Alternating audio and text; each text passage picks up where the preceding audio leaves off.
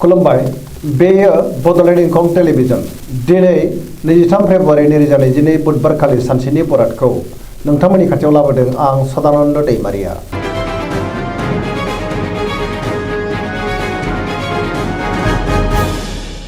सिगां फरायनो लादों मेष राशि गिबि हांखो अ ल दिनैनि साना जोबोर मोजां गुबुनजों अनजागोन आरो गावबो गुबुनखौ मोजाङैनो अननो रोंगोन।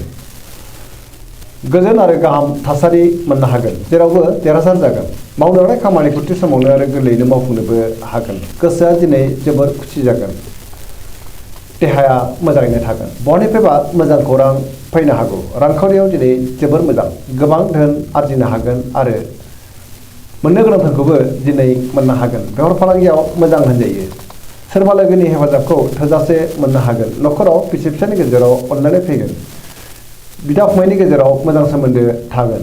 बहाबा थांनांगौब्ला दिनै जोबोर मोजां आरो मोजाङैनो हान्थिनोबो हागोन। गुबुननि गोसोखौ गोरलैयैनो बोनो हागोन। गोसोनि साननायफ्रा जाफुंगोन गोसोनि बोलोआ बांगोन समाजाव मान मोनगोन।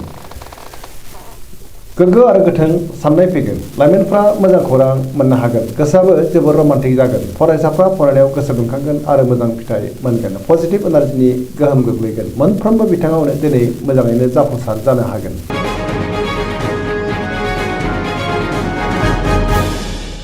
वृष राशि गिबि हांखो इ उ ब दिनैनि साना मोजां आरो गाज्रिनि गेजेरजों बाबेरलांगोन। गोसोखौ दिनै जोबोर उसाव बादाव मोनगोन।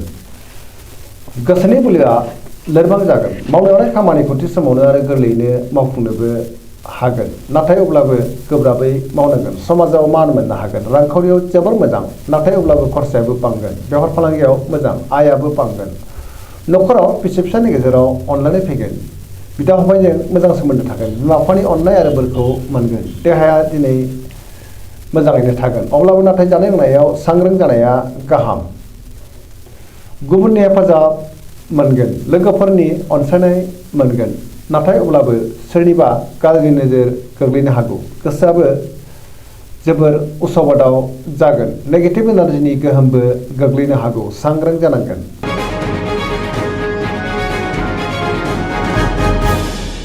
मिथुन राशि गिबि हांखो ख स दिनैनि साना जोबोर मोजां बयजोंबो अनजागोन आरो अनसायजागोन। गुबुननि अननाय मोननानै गोसोखौ दिनै जोबोर गोजोननाय मोनगोन। गोबां बिथिङावनो जाफुंसार जागोन गोसोआ जोबोर खुसि जागोन। गोग्गो आरो गोथों साननो रोंगोन पजिटिभ साननो हागोन। देहाया मोजाङैनो थागोन। रांखावरियाव मोजां नाथाय अब्लाबो खरसायाबो बांगोन। बेफार फालांगियाव मोजां न'खराव अनलायनाय फैगोन। समाजावबो दिनै गोबां मान मोननो हागोन। मावनो लानाय खामानिखौ थि समावनो आरो गोरलैयैनो मावफुंनोबो हागोन। सोरबा लोगोनि हेफाजाब मोनगोन। गुबुनजों मोजां सोमोन्दो लाखिनो रोंगोन। न'खराव सोरबा आलासि फैनो हागौ। लाइमोनफोरनि गोसोआ दिनै जोबोर रमान्टिक जागोन आरो गावबा गावनि गोसोनि साननायफोरखौबो फोरमायलायनो हागोन। फरायसाफ्रा फरायनायाव गोसो दुंखांगोन आरो मोजां फिथाइ मोनगोन। धोरोमारि बिथिङावबो गोसो दुंखांगोन पजिटिभ एनार्जिनि गोहोमबो गोग्लैगोन।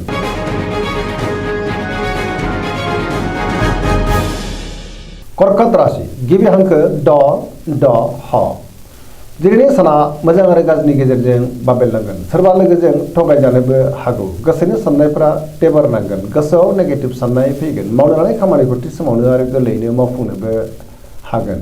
रांखावरियाव जोबोर मोजां नाथाय अब्लाबो खरसायाबो बांगोन। बेफार फालांगियाव मोजां मुलाम्फा मोनगोन।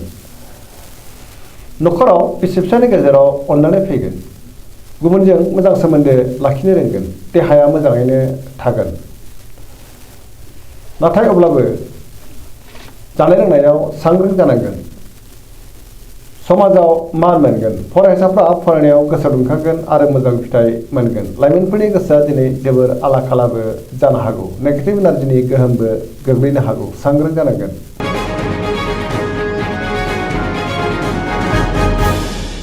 सिंह राशि गिबि हांखो म ट दिनैनि साना बारा मोजां नङा। गोसोखौ जोबोर उसुखुथु मोनगोन। समाजाव मान मोनगोन। गोसोआव नाथाय अब्लाबो गोनो गोथो साननाय फैगोन। गोसोनि साननायफ्रा टेबारनांगोन। मावनो लानाय खामानिखौ मावफुंनोबो हागोन। सोरबा लोगोनिफ्राय हेफाजाब मोननो हागौ। बहाबा हान्थिनो खाबु मोनगोन। रांखावरियाव मोजां नाथाय अब्लाबो नाङा फाङा खरसाया बांगोन। मोननो गोनांफोरखौ मोननो हागोन। बेफार फालांगियावबो मोजां होनजायो। गोसोनि साननायखौ गुबुननो फोरमायनो हागोन। न'खराव बिसि फिसायनि गेजेराव अनलायनाय फैगोन। समाजाव मान मोनगोन। गुबुननि गोसोखौ बोनो हागोन। देहाया मोजाङैनो थागोन, नाथाय अब्लाबो जानाय लोंनायाव सांग्रां जानांगोन। नेगेटिभ एनार्जिनि गोहोमबो गोग्लैनो हागौ।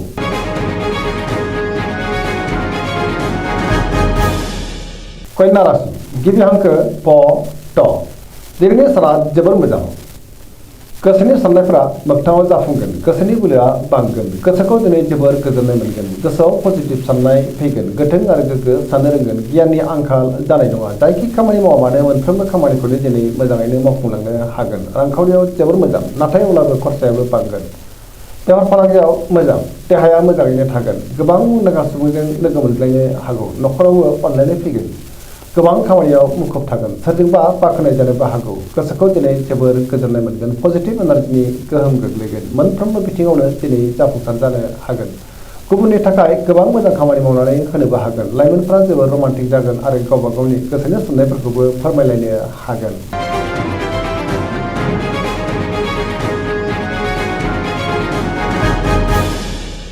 तुला राशि गिबि हांखो र ट। दिनैनि साना जोबोर मोजां। गोसोनि साननाया जाफुंगोन। गोसोनि साननायखौ दिनै गुबुननो फोरमायनोबो हागोन। मावनो लानाय खामानिखौ थि समावनो आरो गोरलैयैनो मावफुंनो हागोन। देहाया मोजाङैनो थागोन। रांखावरियाव दिनै जोबोर मोजां, नाथाय अब्लाबो खरसायाबो बांगोन। मोननो गोनांफोरखौबो मोननो हागोन। बेफार फालांगियाव जोबोर मोजां मुलाम्फा मोनगोन। न'खराव बिसि फिसायनि गेजेराव अनलायनाय फैगोन। गुबुनजों मोजां सोमोन्दो लाखिनो रोंगोन। बेफार फालांगियाव जोबोर मोजां मुलाम्फा मोननो हानानै गोसोखौ बांसिन गोजोननाय मोनगोन। मोननो गोनांफोरखौबो मोननो हागोन। गोदान थांखि लानो रोंगोन। लाइमोनफोरनि गोसोआ दिनै जोबोर रमान्टिक जागोन आरो गावबा गावनि गोसोनि साननायखौ फोरमायलायनोबो हागोन। पजिटिभ एनार्जिनि गोहोम गोग्लैगोन। मोनफ्रोमबो बिथिङावनो दिनै जाफुंसार जानो हागोन।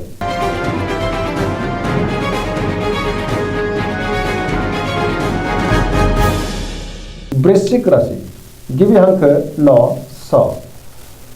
दिनैनि साना मोजां आरो गाज्रिनि गेजेरजों बाबेनलांगोन। गोसोआव गुलुं गुजुं साननाय फैनो हागौ। सोरजोंबा थगायजानोबो हागौ। सांग्रां जानाया गाहाम। सोरनिबा गाज्रि नोजोर गोग्लैनोबो हागौ। गोसोखौ दिनै जोबोर गुलाय गुजाय मोनगोन। समाजाव नाथाय मान मोनगोन। सोरबा गोजान लोगोजों बहाबा लोगो मोनज्लायनोबो हागौ। गोसोआव गोग्गो आरो गोथों साननाय फैगोन। मावनो लानाय खामानिखौ थि समावनो आरो गोरलैयैनो मावफुंनोबो हागोन। गुबुननिफ्राय हेफाजाब मोनगोन। गोसोनि साननाया जाफुंगोन। गोसोनि बोलोआबो बांगोन। समाजावबो मान मोनगोन।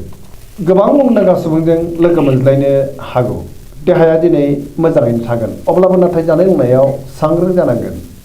गुबुननि हेफाजाब मोननानै बांसिन गोजोननायबो मोनगोन। फरायसाफ्रा फरायनायाव गोसो दुंखांगोन आरो मोजां फिथाइ मोनगोन। लाइमोनफोरनि गोसोआ दिनै जोबोर रमान्टिक जागोन।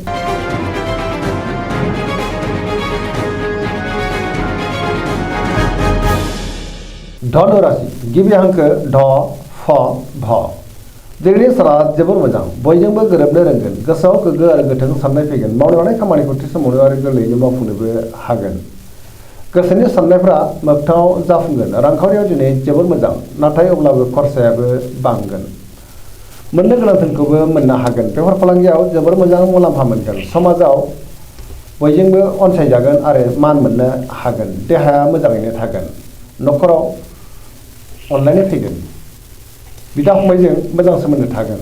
बहाबा थाङोब्ला दिनै जोबोर मोजां आरो मोजाङैनो हान्थिनोबो हागोन। बहानिफ्रायबा मोजां खौरां फैनोबो हागौ। लाइमोनफोरनि गोसोआ दिनै जोबोर रमान्टिक जागोन। गोसोनि साननायखौ फोरमायलायनोबो हागोन। पजिटिभ एनार्जिनि गोहोम गोग्लैगोन। धोरोमारि बिथिङावबो गोसो दुंखांगोन।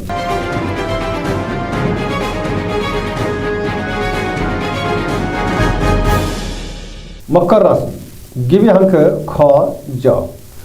दिनैनि साना मोजां आरो गाज्रिनि गेजेरजों बाबेनलांगोन। गोसोनि बोलोआ लोरबां जागोन। गोसोनि साननायखौ गुबुननो फोरमायनो गोब्राब जागोन। गोसोआ दिनै देबारनांगोन। मावनो लानाय खामानिखौ मावफुंनोबो गोब्राब जागोन। माबा नङा माबा मोनसे हेंथा नुजानो हागौ। नेगेटिभ एनार्जिनि गोहोम गोग्लैनो हागौ। रांखावरियाव मोजां, नाथाय अब्लाबो खरसायाबो बांगोन। बेफार फालांगियावबो मोजां होनजायो। गुबुनजों मोजां सोमोन्दो लाखिनो गोब्राब जागोन। मावनो लानाय खामानिखौ मावफुंनो गोब्राब जागोन। गोदान खामानियाव आखाइ हाजेननो हानाय नङा। न'खराव दिनै अनलायनाय फैगोन। बिदा फंबायजों मोजां सोमोन्दो थागोन आरो बिसोरनि हेफाजाबखौ मोननो हागोन। देहाया मोजाङैनो थागोन। लाइमोनफोरनि गोसोआ दिनै जोबोर रमान्टिक जागोन आरो गावबा गावनि गोसोनि साननायखौ फोरमायलायनोबो हागोन। फरायसाफ्रा फरायनायाव गोसो दुंखांगोन आरो मोजां फिथाइ मोनगोन।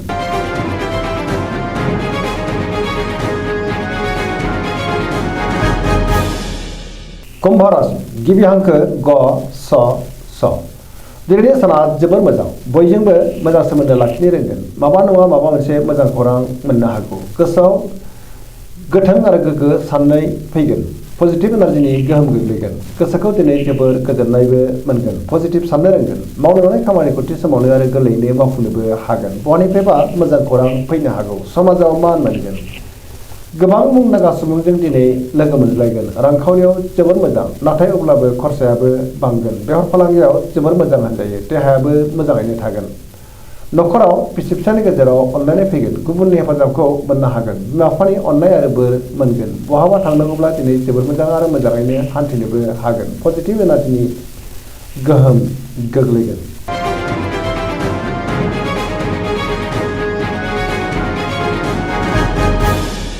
मीन राशि गिबि हांखो ड स। दिनैनि साना जोबोर मोजां। गोसोखौ जोबोर गोजोननाय मोनगोन। सिगांनि बबेबा आद्रा खामानिखौ दिनै गोरलैयैनो मावफुंनो हागोन। गोसोआव पजिटिभ साननाय फैगोन। गोथों आरो गोग्गो साननो रोंगोन। गियाननि आंखाल जानाय नङा। गोसोनि साननायखौ गुबुननो फोरमायनो हागोन। देहाया मोजाङैनो थागोन, नाथाय अब्लाबो जानाय लोंनायाव सांग्रां जानांगोन। रांखावरियाव जोबोर मोजां। आयाबो बांगोन। बेफार फालांगियाव जोबोर मोजां होनजायो। न'खराव दिनै अनलायनाय फैगोन। सोरजोंबा बाख्नाय जानोबो हागौ। लाइमोनफोरनि गोसोआ दिनै जोबोर रमान्टिक जागोन आरो गावबा गावनि गोसोनि साननायफोरखौबो फोरमायलायनोबो हागोन। फरायसाफ्रा फरायनायाव गोसो दुंखांगोन आरो मोजां फिथाइ मोनगोन। गोसोनि साननाय आरो लुबैनायखौ दिनै जाफुंगोन। पजिटिभ एनार्जिनि गोहोम गोग्लैगोन। धोरोमारि बिथिङावबो गोसो दुंखांनो हागौ। जायखि खामानि मावा मानो मोनफ्रोमबो खामानियावनो दिनै जाफुंसार जानो हागोन। दिनैनि राशि फरायनाया एसेनोसै। जोबनायाव बेखौनो खावलायो जाहाथे नोंथांमोना सानफ्रामबो जोंनि बे बड'लेण्ड इंखं टेलिभिजनखौ नायबाय थायो आरो साबस्क्राइब खालामो, लोगोसे लाइक खालामो आरो शेयार खालामो। एसेनोसै, गोजोन्थों।